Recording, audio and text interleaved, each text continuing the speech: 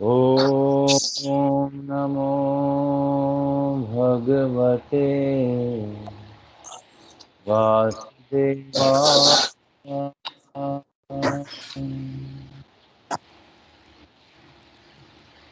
ॐ नमो भगवते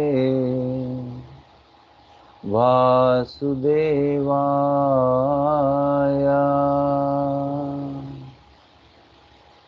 ॐ नमो भगवते वासुदेवाय। ॐ अज्ञानतिमिरन्धस्य ज्ञानाञ्जनशलाकया चक्षुरुन्मिलितं येन तस्मै श्रीगुरवे नमः। श्रीचैतन्यमनोभीष्टं स्थापितं येन भूतले स्वयं रूप कदा मह्यं ददाति स्वपदान्तिकं। वन्देऽहं श्रीगुरुः श्रीयुतः पदकमलं श्रीगुरुर्वैष्णवांश्च श्रीरूपं सर्गजातं सहगणरघुनाथान्वितं तं सजीवं साद्वैतं सावधूतं परिजनसहितं कृष्णचैतन्यदेवं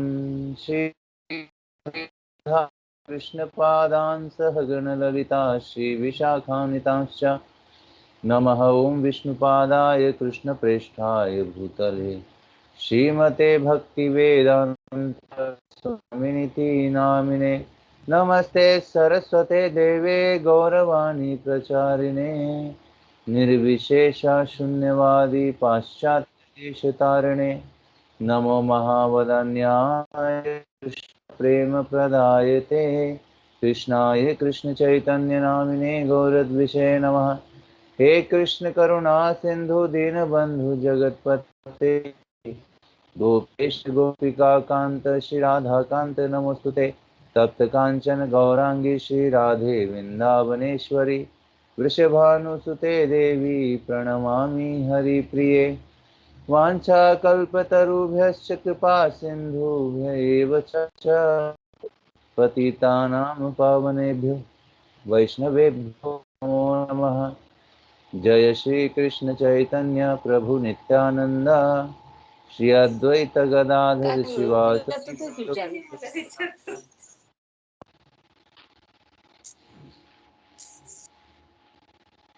हरे कृष्ण कृष्ण कृष्ण हरे हरे हरे राम राम राम हरे हरे। हरे कृष्ण कृष्ण कृष्ण हरे हरे हरे राम राम राम हरे हरे। हरे कृष्ण कृष्ण कृष्ण हरे हरे हरे राम राम हरे हरे। मुखं करोति वाचालं पङ्गुं लङ्घयते गिरिं यत्कृपातमहं वन्दे श्रीगुरुदीनतारिणं परमानन्दमाधवं श्रीचैतन्य ईश्वरम्।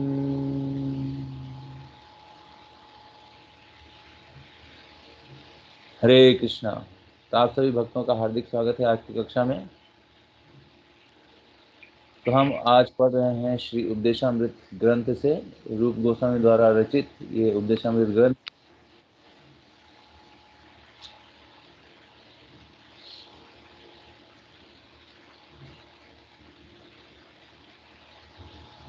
इस उपदेशामृत ग्रंथ के चौथे नंबर श्लोक से हम चर्चा करेंगे आज, तो हम उसको दोहराएंगे। ददाति प्रतिगृह्णाति गुह्यम् आख्याति पृच्छति भुङ्क्ते भोजयते चैव षड्विध प्रीतिलक्षणम्।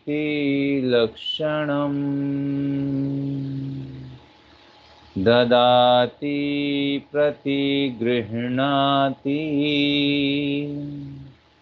गुह्यम् आख्याति पृच्छति भुङ्क्ते भोजयते चैव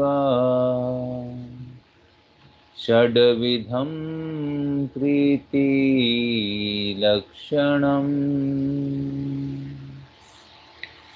ददाति प्रतिगृह्णाति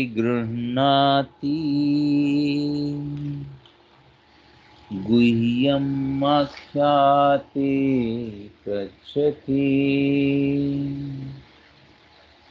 भुङ्क्ते भोजयते चैव षड्विधं प्रीति लक्षणम्। अनुवाद और तात्पर्य अभय चरण अरविंद भक्ति वेदांत स्वामी शील प्रभुपाद जी के द्वारा। शील प्रभुपाद की जय। अनुवाद: दान में उपहार देना, दान स्वरूप उपहार स्वीकार करना, विश्वास में आकर अपने मन की बातें प्रकट करना, गोपनीय ढंग से पूछना, प्रसाद ग्रहण करना तथा प्रसाद अर्पित करना, भक्तों के आपस में प्रेम पूर्ण व्यवहार के यह 6 लक्षण हैं। तात्पर्य: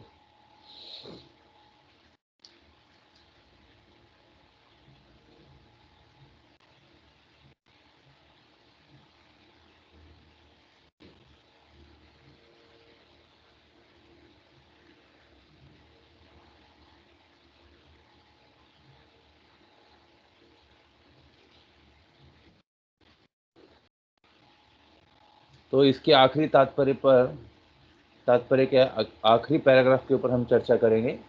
तो जिन भक्तों के पास पुस्तकें हैं वो कृपा करके निकालिए।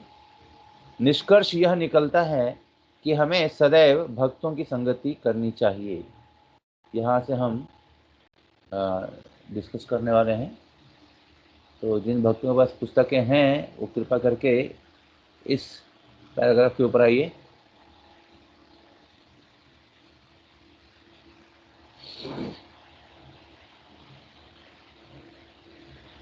निष्कर्ष यह निकलता है कि हमें सदैव भक्तों की संगति करनी चाहिए, भक्ति के नियामक सिद्धांतों का पालन करना चाहिए, आचार्यों के पद चिन्हों का अनुसरण करना चाहिए तथा गुरु के आदेशों की पूरी तरह पालन करना चाहिए। यह सिद्धांत 4 भागों में बांटे गए हैं। सबसे पहला है, निष्कर्ष यह निकलता है कि सदैव भक्तों की संगति करनी चाहिए। ये पहला सिद्धांत है कि हमें केवल भक्तों की है। तो भक्तों की संगति करना अर्थात भक्त बनना। कि जैसे संग में हम रहते हैं वैसे ही हम जाते हैं। यदि हमें भक्त बनने की इच्छा है तो हमें भक्तों का संग अनिवार्य है। अगर हमारे अंदर प्रबल इच्छा है कि हम भक्त बने, कृष्ण के अच्छे भक्त बने, कृष्ण के शुद्ध भक्त बने, तो जैसे हमारे मन में इच्छा है उसी अनुसार हमें संगति करनी चाहिए, वैसे ही भक्तों के साथ।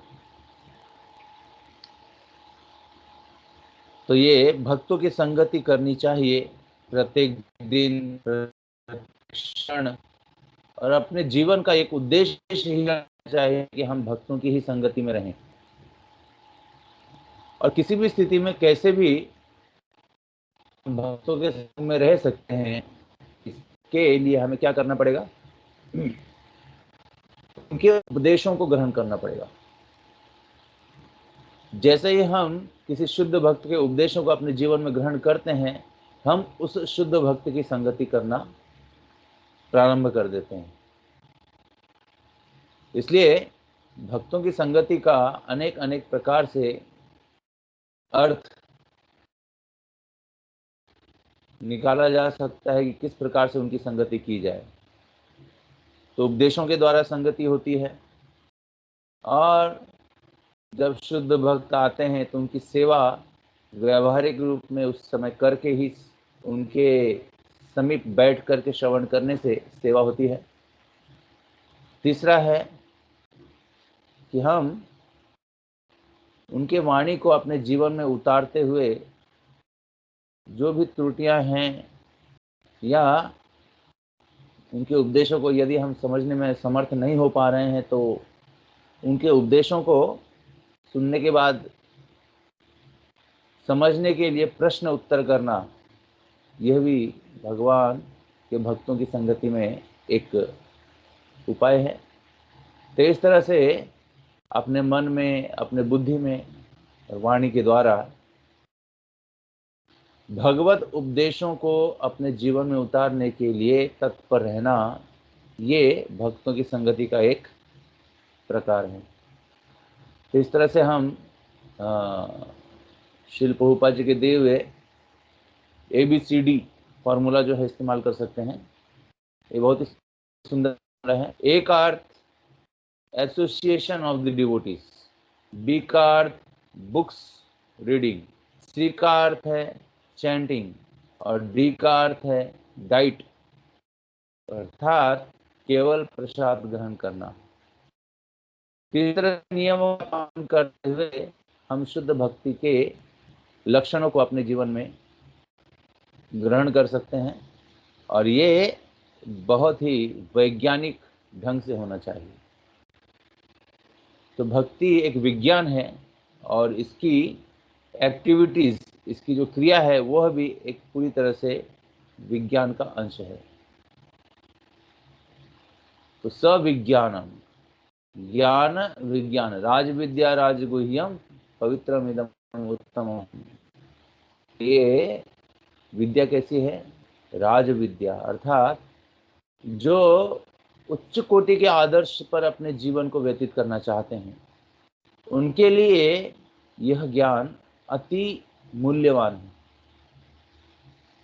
इसलिए भक्तों की संगति प्रत्येक समय हम कर सकते हैं, जिस प्रकार से मैंने आपको बताया।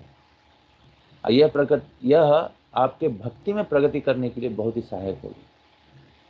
तो भक्ति में प्रगति करने हेतु इस भक्तों की संगति का हमें सही तरीके से पल पल, समय समय पर हमें अनुभव होना चाहिए।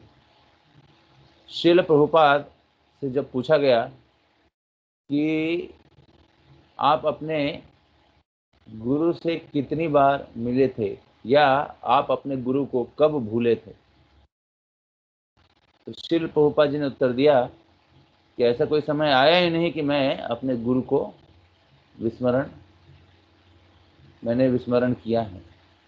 कारण यह है कि उनके जो आदेश हैं वो हर समय, हर क्षण मैं उसे स्मरण में रखता हूँ और उसके ऊपर ही मेरा आगे का जो कार्य है, आगे की प्रणाली है, आगे की जीवन प्रणाली है, वह उन आदेशों के विचार के ऊपर निर्भर रहती है।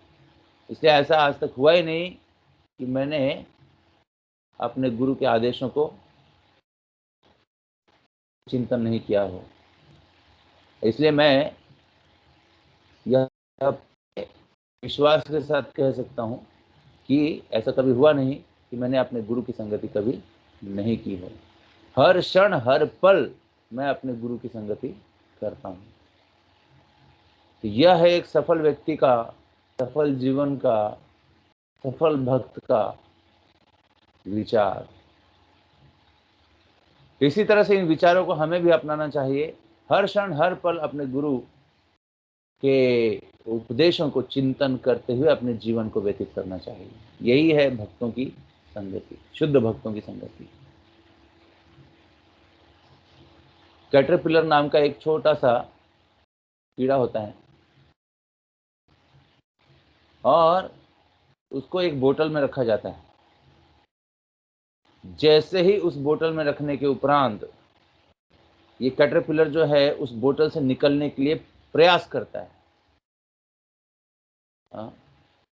हालांकि उस बोतल से वो कैटरपिलर को वैसे ही निकाला जा सकता है, लेकिन वो जब प्रयास करता है उस बोतल से बाहर निकलने के लिए, क्योंकि बोतल का छेद जो है बहुत छोटा होता है, वो निकल नहीं पाता है।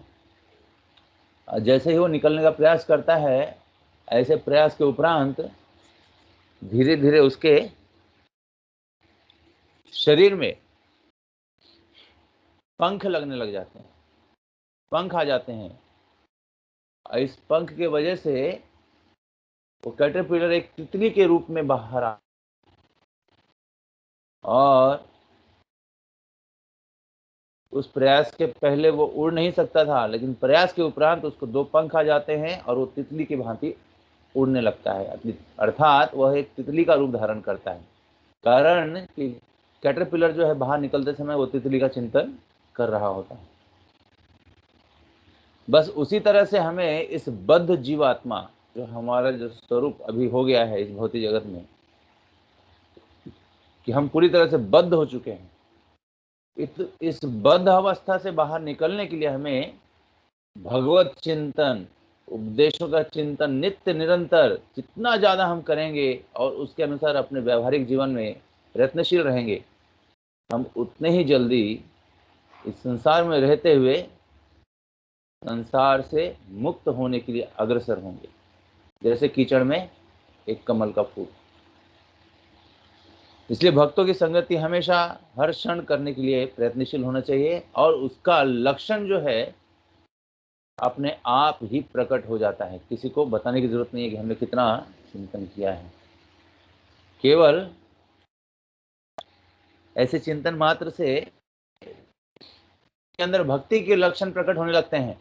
और ये भक्ति के लक्षणों को वो पूरी तरह से शास्त्रिक रूप में जो उपदेश भक्तों के द्वारा हुए हैं, उन्हीं आदेशों के अनुरूप उसके व्यवहार में परिवर्तन होता है, और वह भक्त रूप में, भक्त स्वरूप में अपने आप को पूरी तरह से इस संसार में चलाता है।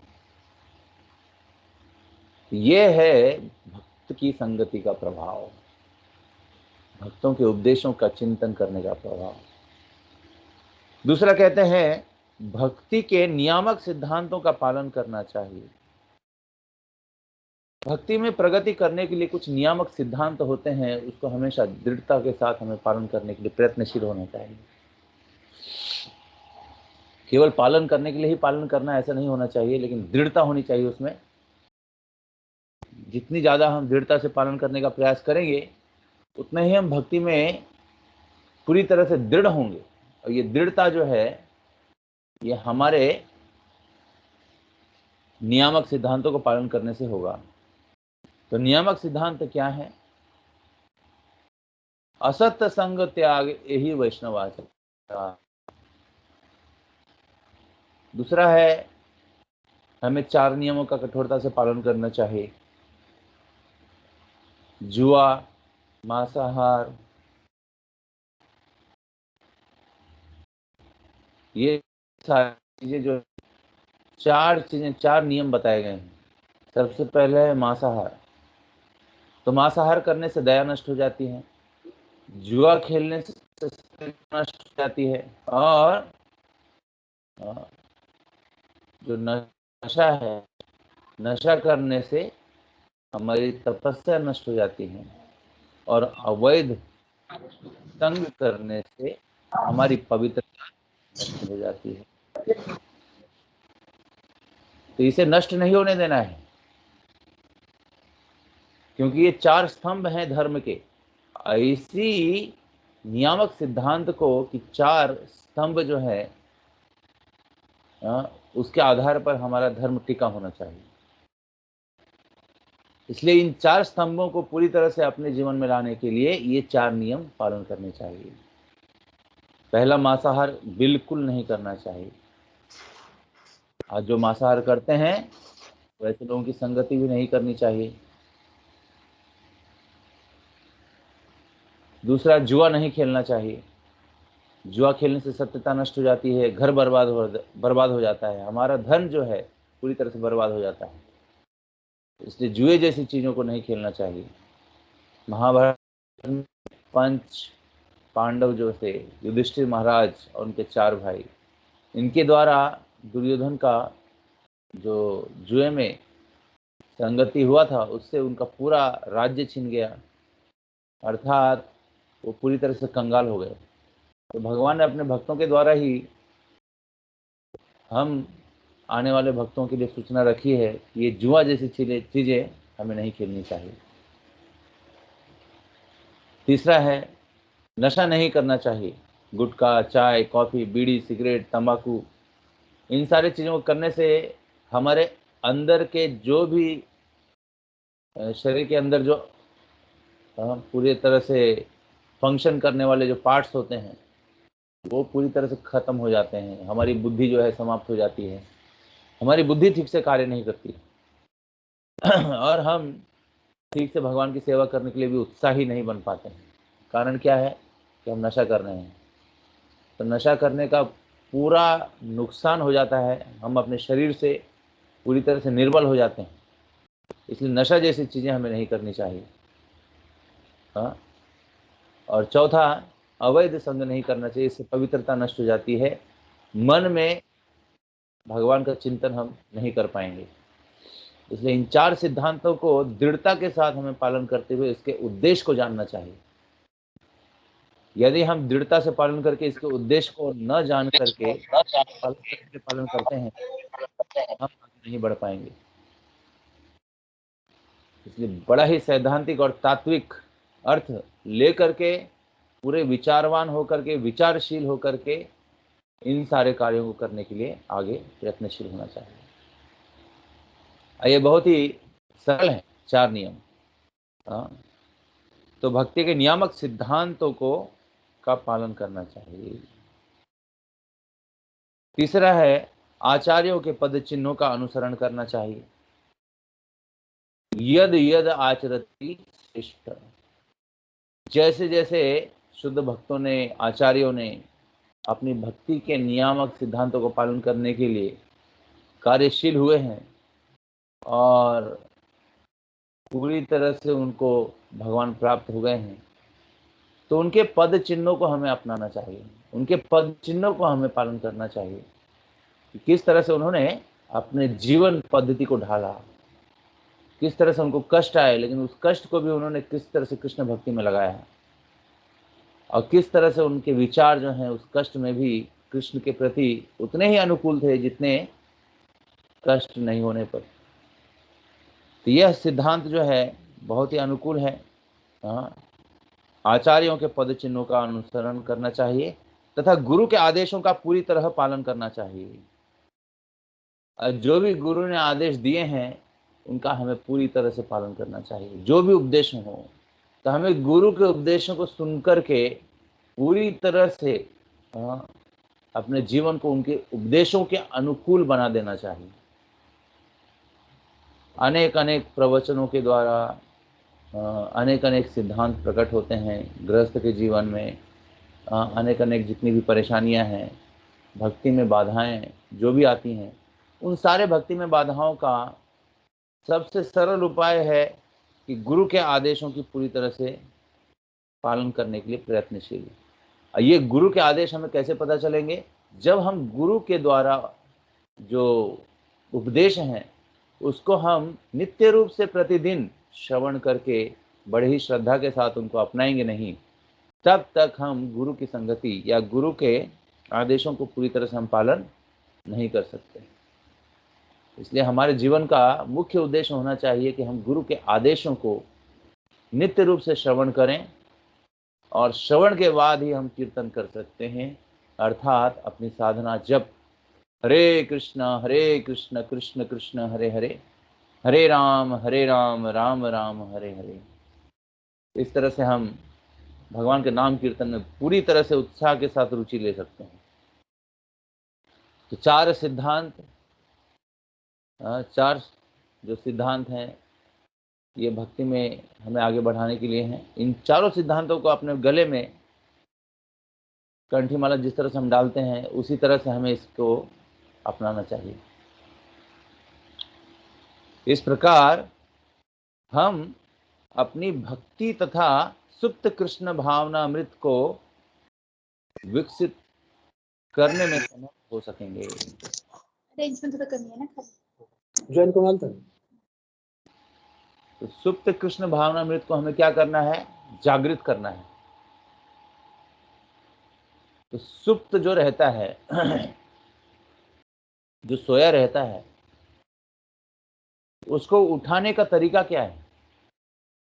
जो सोया रहता है उसको उठाने का तरीका एक ही है कि उसके कान के सामने बहुत जोर से चिल्लाना।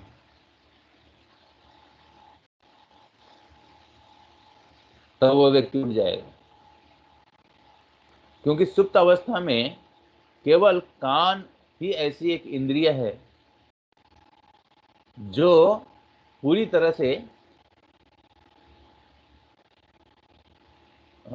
से एक्टिवेट रहती है, कॉन्शियस में रहती है, और सारी इंद्रियां जो है सोई रहती है।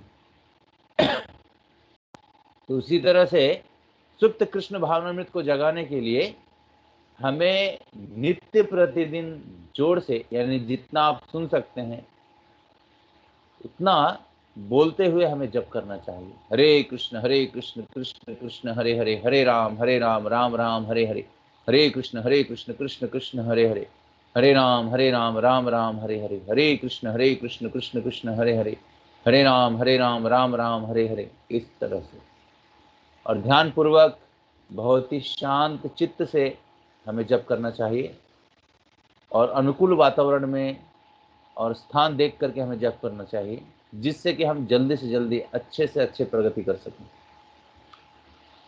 यह हम अपनी भक्ति तथा सुप्त कृष्ण भावनामृत को विकसित करने के लिए पूरी तरह से आगे आ सकते हैं, समर्थ हो सकते हैं। ऐसा भक्त जो न तो नौसिखिया है, न महाभागवत है, अत्यंत उन्नत भक्त, अपितु भक्त की मध्य अवस्था में है, उससे यह आशा की जाती है कि वह भगवान से प्रेम करेगा, भक्तों को मित्र बनाएगा, अज्ञानियों पर दया करेगा, और ईर्ष्यालु तथा असुरी स्वभाव वालों का परित्याग करेगा। देखिए यहाँ पर श्रील प्रभुपाद जी अपने तात्पर्य में इस पैराग्राफ में लिख रहे हैं कि ऐसा भक्त जो न तो नौसिखिया है, न भागवत भक्त है, अत्यंत उन्नत भक्त, अपितु भक्त की मध्य अवस्था में है, यानी ये भक्तों के उस कंडीशंस को बताया गया है कि जिस स्तर पर, किस स्तर पर भक्त हैं, इन सारे स्तरों को यहाँ पे बताया गया है। तो सबसे पहले बताया गया है ऐसा भक्त जो न तो नौसिखिया है, थोड़ा आगे बढ़ा है, न महाभागवत है, और अत्यंत उन्नत भक्त, अपितु भक्त की मध्य अवस्था में है, यानी अत्यंत उन्नत भक्त भी नहीं है और ज़्यादा नीचे भी नहीं है, मध्य अवस्था में है। और उससे ऐसी यह आशा की जाती है कि वह भगवान से प्रेम करेगा। किससे प्रेम करेगा? भगवान से, कृष्ण से। उनकी जुगल मूर्ति का दर्शन करेगा, उनका गुणगान करेगा, यह उसकी मनस्थिति रहेगी। दूसरा है भक्तों को मित्र बनाएगा। दूसरा कंडीशन क्या है कि वो भक्तों को ही मित्र बनाएगा। तीसरा है वह अज्ञानियों को दया करेगा, यानी अज्ञानी पर दया करना यह एक उसके कैरेक्टरिस्टिक्स में आ जाता है भक्ति के। और ईर्ष्यालु तथा आसुरी स्वभाव वाले जो जन हैं उनका वह परित्याग करेगा। तो ईर्ष्यालु तथा असुरी स्वभाव वालों का परित्याग करेगा। तो ये सारे लक्षण हमारे जीवन में प्रकट हो रहे हैं क्या? हमारी भक्ति में प्रकट हो रहे हैं क्या? इन सारे चीजों को सूक्ष्म रूप से हमें क्या करना चाहिए? देखना चाहिए कि हमारे अंदर ये प्रकट हो रहे हैं। यदि हो रहे हैं तो इसे संभालना चाहिए, और बड़े ही एक गंभीरता से इसे देखना चाहिए कि यदि हमारे जीवन में इन सारे लक्षणों को हम प्रकट कर रहे हैं तो हम भक्ति में आगे बढ़ रहे हैं, और नहीं है तो इसे प्रकट होने तक हमें पूर्ण रूप से सावधान रहना चाहिए और इन सारे प्रकरणों को हमें बार बार अपने मन में दोहराना चाहिए। तो यही है एक भक्त का लक्षण कि हमारे भक्ति जीवन में हम किस तरह से अपने स्वतः के जीवन में परिवर्तन कैसे लाते हैं, किस तरह के लोगों के साथ उठना बैठना होता है, किस तरह की हमारी बातें होती हैं, किस तरह से हमारा व्यवहार होता है, और कितना समय हम ऐसी चीज़ों में लगाते हैं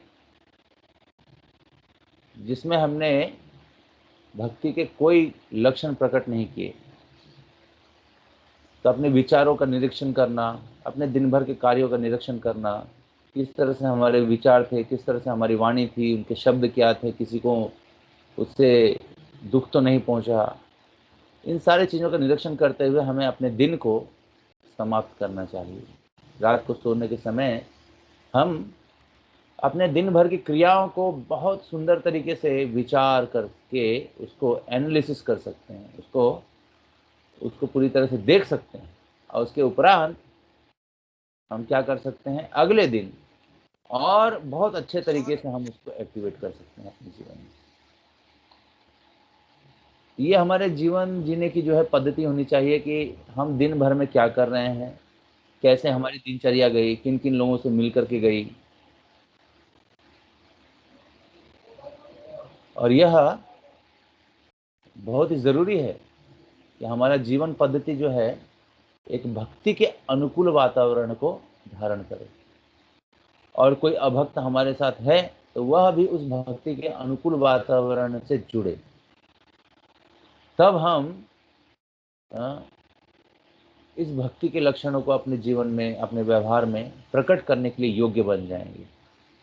इस योग्यता को प्राप्त करने के लिए हमें पूरी तरह से अपने आप में ही सतर्क रहना चाहिए। आगे कहते हैं इस श्लोक में भगवान से प्रेम में आदान प्रदान करने तथा भक्तों से मैत्री स्थापित करने की विधि का संक्षिप्त उल्लेख है।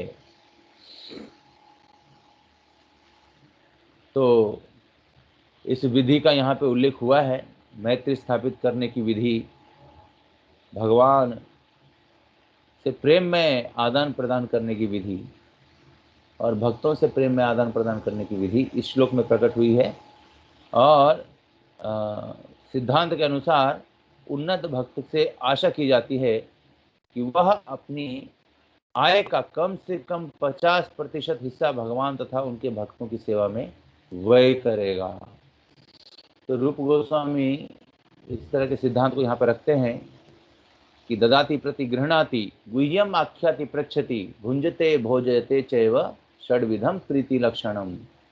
तो इस तरह से भगवान की सेवा के लिए अपना कमाया हुआ धन कम से कम 50% जो है भगवान की सेवा में लगाने के लिए यहाँ पर बताया गया है।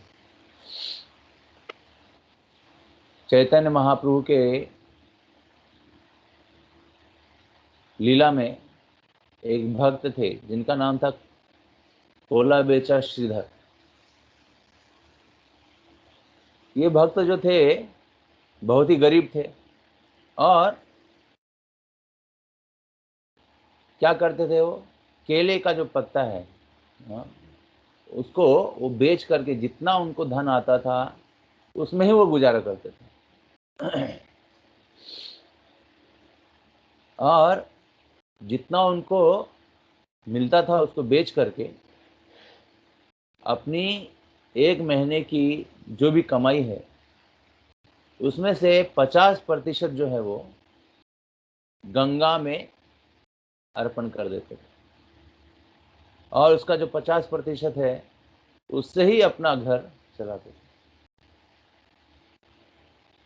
तो ये कुलबेचा श्रीधर से भगवान ने पर्सनली, व्यक्तिगत रूप में उनसे लीला प्रकट की, अर्थात उनसे वह प्रत्यक्ष रूप में, अर्थात व्यवहारिक रूप में भगवान ने उनसे आदान प्रदान किया। कारण क्या था?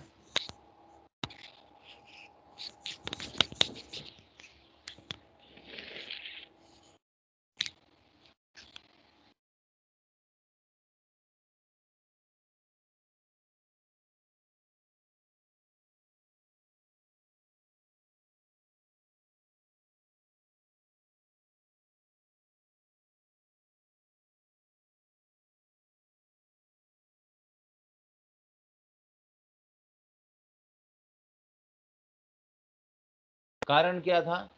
कारण यह था कि वह शास्त्रों के अनुकूल अपने जीवन को व्यतीत कर रहे थे, चाहे वो कितना ही आमदनी कमाए,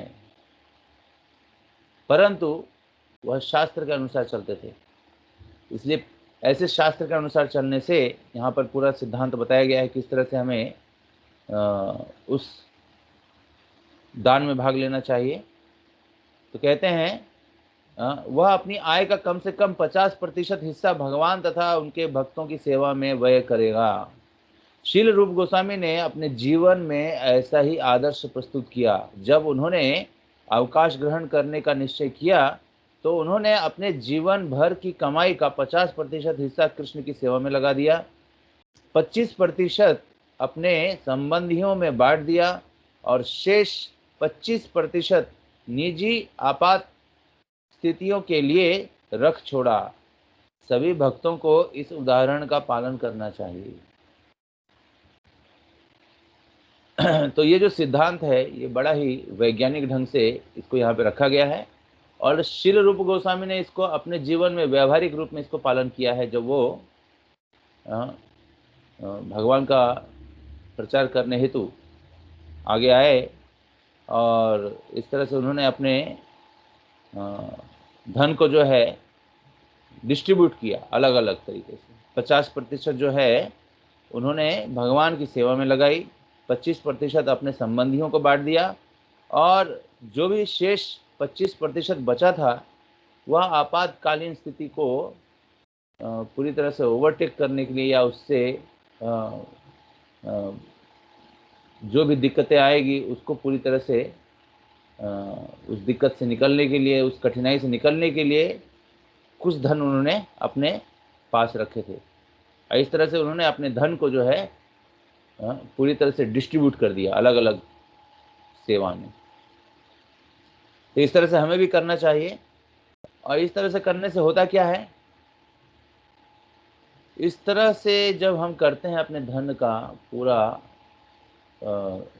जो डिस्ट्रीब्यूट करते हैं, अलग अलग भागों में बांटते हैं, ये धन की पवित्रता हो जाती है। धन में कली का वास निकल जाता है क्योंकि धन ही एक ऐसा है कि यह हमारे बुद्धि को नष्ट कर देता है। ये हमारी बुद्धि को नष्ट न करे इसलिए इनका विभाग होना चाहिए अनेक अनेक प्रकार से। इसलिए इन विभागों को यदि हम पालन करते हैं तो हम अपने मन से पूरी तरह से पवित्र रहेंगे, क्योंकि धन की पवित्रता से हमारे सारे व्यवहारिक कार्य जो हैं सही तरीके से होंगे। कहीं भी हम गलत खर्चा नहीं करेंगे और हमारे शरीर की जो स्वस्थता है, स्वच्छता और पूरी तरह से बोलते हैं healthy mind lives in a healthy body.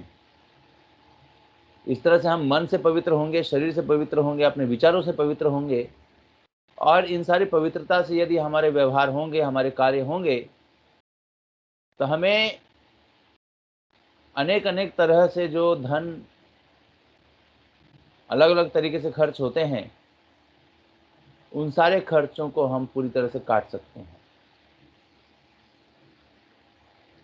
इस पद्धति को पालन करके। हालांकि ये पद्धति बहुत ही कठिन लगती है पालन करने के लिए। क्यों कठिन लगती है? क्योंकि हमारी श्रद्धा नहीं है शास्त्र के ऊपर, गुरु के ऊपर, भगवान के ऊपर। आज हमारी श्रद्धा जो है इस कलयुग के इस युग में, ये श्रद्धा जो है पूरी तरह से देहात्म बुद्धि में बदल चुकी है कि हम शरीर की रक्षा करने के लिए एड़ी चोटी एक कर देंगे, परंतु आत्मा के रक्षण के लिए हम कोई सिद्धांत पालन नहीं करेंगे। तो आत्मा की रक्षा का जो प्रयोजन है, यह मनुष्य जीवन में कलयुग में सब लोगों ने क्या किया है, बहुत ही नीचे के कैटेगरी में रखा है। तो आत्मा का संरक्षण का अर्थ क्या है? आत्मा का संरक्षण का अर्थ यह है कि शरीर से उन सारे चीजों को अनुकूल करने के लिए प्रयत्नशील होना जो आत्मा के लिए बहुत ही अनुकूल है। क्योंकि जो आत्मा के लिए अनुकूल है वह शरीर के लिए कार्य करना बड़े ही प्रतिकूल भाव में आता है। जैसे उदाहरण के लिए केवल भगवान का प्रसाद ही खाना ऐसा नियम है, लेकिन हमारी जिह्वा जो है अनेक अनेक तरह से, अनेक अनेक प्रकार से प्रत्येक चीजों को क्या करना चाहती है, भोगना चाहती है। लेकिन आत्मा का सिद्धांत क्या बोलता है? आत्मा का सिद्धांत बोलता है कि इस शरीर से जो जिह्वा है उसके द्वारा केवल प्रसाद ही ग्रहण करना चाहिए।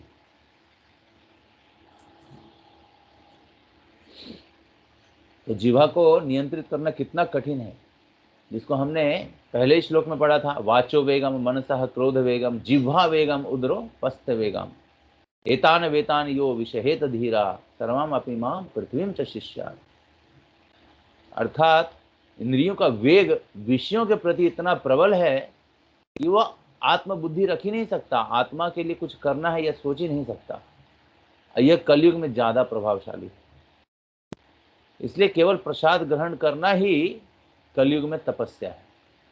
केवल प्रसाद खाओ, जितना खा सकते हो केवल भगवान को भोग लगा के प्रसाद खाते रहो और कोई चीज ग्रहण मत करो, है ना।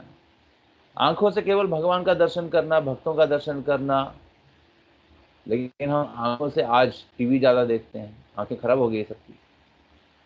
और टीवी में चलचित्र भी ऐसे आ गए हैं कि परिवार के साथ बैठ करके हम देख नहीं सकते। जैसे जैसे कलयुग आगे बढ़ रहा है ऐसे ऐसे विषयों का प्रभाव भी, विषयों के इस प्रभाव में ये इंद्रियां जो है और ज्यादा फंसते जा रही है। पहले सब अनेक अनेक जो चलचित्र आते थे उसमें परिवार के सब लोग कुछ ना कुछ देख करके सीखते थे, कुछ सिद्धांत सीखते थे जीवन कैसे जीना चाहिए। लेकिन आज कोई परिवार के साथ बैठ करके उन सारे चलचित्र को देखने के लिए सोच भी नहीं सकता।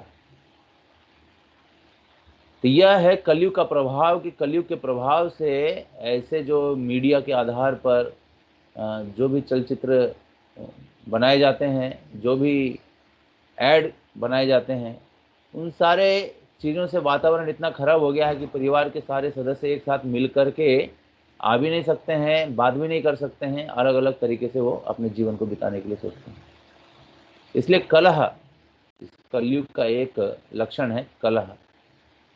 कानों से किसी का गुणगान सुनने के लिए हम उतने उत्साही नहीं रहते हैं जितना किसी का अगर हम चुगली करें। तो हम देख सकते हैं कि इंद्रियों के द्वारा विषयों में जो हमारा संबंध है विषयों से, वो इतना ज़्यादा घनिष्ठ हो चुका है, इतना ज़्यादा घनिष्ठ हो चुका है कि हम पूरी तरह से फंस चुके हैं। इसका उपाय एक ही है कि हमें नित्य निरंतर भगवान के नाम का चिंतन, भगवान के नाम का जप ज़्यादा से ज़्यादा करने के लिए प्रयत्नशील होना है। हरे कृष्ण कृष्ण कृष्ण हरे हरे, हरे राम राम राम हरे हरे। और यही सिद्धांत अपने जीवन में हमेशा बनाए रखना। यही सिद्धांत है, इस सिद्धांत को हमें हमेशा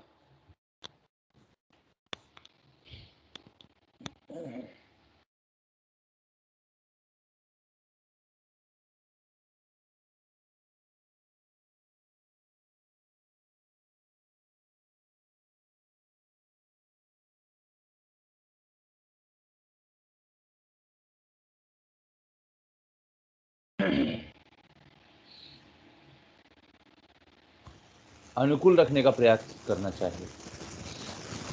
इसलिए हमें बड़े ही सुंदर ढंग से इन सारे सिद्धांतों को प्रैक्टिस करना चाहिए अपने जीवन में। और आत्म तत्व के लिए शरीर से खलव धर्म साधनों, शरीर से आत्मा के उन्नति के लिए कार्य करना चाहिए। ये शरीर किस लिए दिया गया है, इंद्रियां किस लिए दी गई है, बुद्धि मन किस लिए दिया गया है?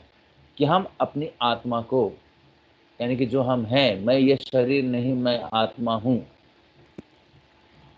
तो मैं आत्मा हूं बोलने से चलेगा नहीं, इस शरीर से उस आत्मा के लिए कार्य भी करना पड़ेगा। क्योंकि जब हम इस शरीर से खलव धर्म साधनम, धर्म करेंगे, उस आत्मा को शक्ति मिलेगी और उसी आत्मशक्ति से हमारा जीवन चलना चाहिए। तो यह शास्त्र के आधार पर, गुरु के उपदेशों के आधार पर यह संभव हो सकेगा, अन्यथा इसका कोई और उपाय नहीं है। चाहे जो भी आय हो, उसका 50% कृष्ण तथा उनके भक्तों के लिए खर्च किया जाना चाहिए। तो आजकल यह 50% यदि हम धर्म के कार्य में लगाने के लिए या धर्म के सिद्धांतों को आगे बढ़ाने के लिए मदद में नहीं लाते हैं या मदद में नहीं देते हैं, तो यह सारी चीज़ें जो है आज हम देख सकते हैं, मंदिरों से ज़्यादा हॉस्पिटल की संख्या बढ़ गई है। कारण कि ज़्यादा आसक्त होने से, ज़्यादा विषयों में आसक्त होने से लोग बीमार पड़ रहे हैं, उनकी बुद्धि खराब हो रही है, उनके मन के विचार बहुत ही बुरे हैं और इन सारे सिद्धांतों से उनका जीवन जो है पूरी तरह से नरकगामी हो चुका है। और जिससे कि उनका शरीर जो है पूरी तरह से क्या होता है, हमेशा बीमार ही रहता है। शरीर बीमार रहने का अर्थ क्या है? शरीर बीमार रहने का अर्थ है कि वह ऐसे 4 नियमों को पूरी तरह से उल्लंघन करते हैं, जहाँ चाहे वहाँ खाते हैं और असत्य संग ज़्यादा करते हैं। इन्हीं असत्य संग के कारण हमारा जीवन पूरी तरह से अस्त व्यस्त हो चुका है और बीमारियां भी बढ़ गई है, अलग अलग तरह की बीमारी। कलयुग जैसे आगे बढ़ रहा है, अलग अलग तरह की बीमारियां पनप रही हैं। कारण क्या है? भोग वृत्ति। ये भोग जो है केवल रोग लाता है। भोग में रोग छुपा हुआ है। हम भोग की मनस्थिति बनाते हैं, वो रोग पूरी तरह से हमारे शरीर के द्वारा प्रकट होता है। और यह हॉस्पिटल्स जितने भी खुले हुए हैं, डॉक्टरों की संख्या बढ़ी हुई है और लोग ज़्यादा से ज़्यादा बीमार पड़ रहे हैं, अनेक अनेक बीमारियों के शिकार बन रहे हैं। कारण यही है कि उन्होंने भगवान की संगति छोड़ दी है और भक्त के तरह जीवन व्यावहारिक रूप में जीना छोड़ दिया है। क्योंकि कलयुग का प्रभाव ऐसा है, छोटी छोटी बातों में इतना क्लेश, इतना हमारा व्यक्तित्व बिगड़ जाता है और सामान्य जीवन भी हम जी नहीं पाते। तो एक भक्त का जीवन जीने के लिए हमें आगे अपने आप को प्रेरित करना चाहिए और ऐसे यदि हम अपने आप को प्रेरित करेंगे, भारत भूमि तहिले मनुष्य जन्म यार, जन्म सार्थक करी कर परोपकार, तब हम दूसरों को अपने जीवन प्रणाली के उस उदाहरण से पूरी तरह से उसको हम सुधार सकते हैं। तो यह भक्तों का बहुत बड़ा कर्तव्य है कि वह अपने जीवन को बहुत ही शास्त्रीय ढंग से जिएं। और यदि हम शास्त्रीय ढंग से जीते हैं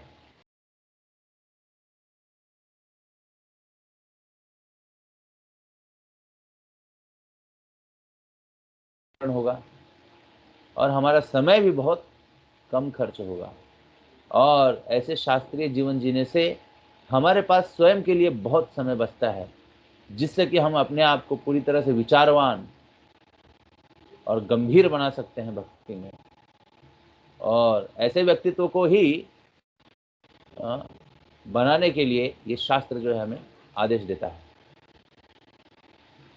तो जितना ज़्यादा हम अपने लिए समय दे सकें, भगवान के लिए समय दे सकें और लोक व्यवहार में थोड़ा सा समय दे सकें, वही यहाँ पर यह सिद्धांत उसी के अनुसार यहाँ पे बताया गया है कि अपने आय का 50% भगवान की सेवा में, 25% रिश्तेदारों की सेवा में, और 25% जो बचता है वह हमारी आपातकालीन स्थिति को, जिसमें हम उससे लड़ाई कर सकें, उसमें जो भी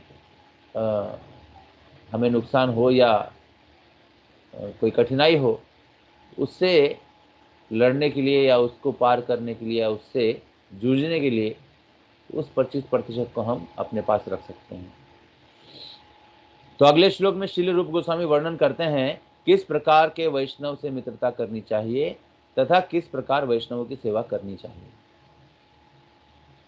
तो किस प्रकार के वैष्णवों से हमें मित्रता करनी चाहिए और किस प्रकार के वैष्णवों की हमें सेवा करनी चाहिए, या अगले श्लोक में बताया गया है। तो इस श्लोक के अनुसार आज हमने यह श्लोक जो है समाप्त किया तात्पर्य के आधार पर। श्रील प्रभुपाद जी के तात्पर्य बहुत ही सुंदर हैं, बहुत ही सरल हैं, और मैंने जैसे ही बताया था कि श्रील प्रभुपाद जी की जो किताबें हैं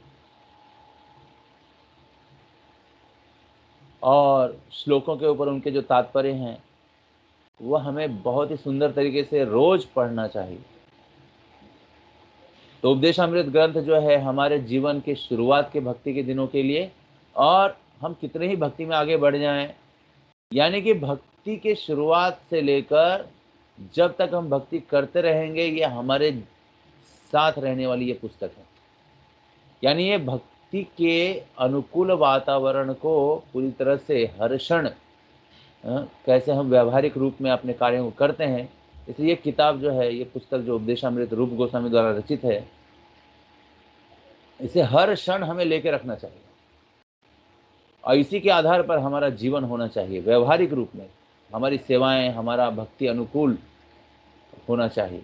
ये भक्ति अनुकूल करने की विधि उपदेशामृत के सारे श्लोकों के अंतर्गत आती है। तो ज़्यादा से ज़्यादा श्लोकों के तात्पर्य को, प्रभुपाद जी के तात्पर्य को पढ़ करके उनको समझने का प्रयास कीजिए, और जितना ज़्यादा आप पढ़ते जाएंगे, श्रील प्रभुपाद जी के तात्पर्य इतने सरल हैं, इतने अनुकूल हैं आज के इस कलयुग के वातावरण में कि इसे हम बहुत ही सरलता से समझ करके अपने जीवन में पालन कर सकते हैं। आज श्रील प्रभुपाद जी के ऐसी पुस्तकों को पढ़ करके पूरे विश्व में सब लोग प्रभावित हुए हैं, भगवान के नाम का जप कर रहे हैं, अपने जीवन को उन्होंने बहुत ही सरल बना दिया है, और उनके जीवन जीने की पद्धति बहुत ही वैदिक हो चुकी है और बहुत ही नेचुरल, प्राकृतिक हो चुकी है। खेती करते हैं, फल सब्जियां उगाते हैं, भगवान को भोग लगाते हैं, खुद कुकिंग करते हैं। इस तरह से अपने जीवन पद्धति को उन्होंने पूरी तरह से बदल दिया है, और यही आत्म शांति अर्थात आत्मा के अनुसार जो हमारी क्रियाएं हैं वह बहुत ही अनुकूल दृष्टि से हम करने के लिए प्रयत्नशील हो करके अपने जीवन पद्धति से हम लोगों को सिखा सकते हैं कैसे अपने जीवन को जीना चाहिए, जीवन को जीने का उद्देश्य क्या है। अन्यथा आज किस लिए जीवन जीना है किसी को पता ही नहीं है।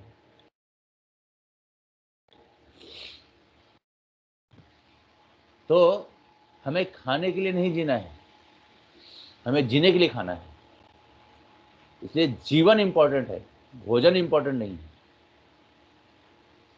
जब हम जीवन जिएंगे तो भोजन अपने आप में इंपॉर्टेंट हो जाएगा, लेकिन यदि हम भोजन को ही इंपॉर्टेंट बना देंगे तो हमारा जीवन इंपॉर्टेंट नहीं रहेगा। कुछ भी खाओ, कहीं भी खाओ, कैसे भी खाओ, कैसे भी रहो, कुछ भी करो, जो मन चाहा वो करो, यह जीवन की पद्धति नहीं है, यह पशु सभ्यता है। इस पशु सभ्यता से हमें बाहर निकलना है और मनुष्य सभ्यता में आना है, और भक्त के रूप में हमें अपने आप को ढालना है। तो मैं यहीं पे अपनी वाणी को विराम दूंगा, और कल से जो है हम अगले श्लोक की ओर बढ़ेंगे, जो कि 5वां श्लोक है। बहुत ही सुंदर श्लोक है, जिसमें हम कैसे भक्तों की संगति कर सकते हैं और कैसे अपने व्यावहारिक रूप में हम भक्तों की संगति करके, उनसे मित्रता करके हम भक्तों की संगति को और अनुकूल अपने जीवन में बना सकते हैं। तो बहुत बहुत धन्यवाद। हरे कृष्णा।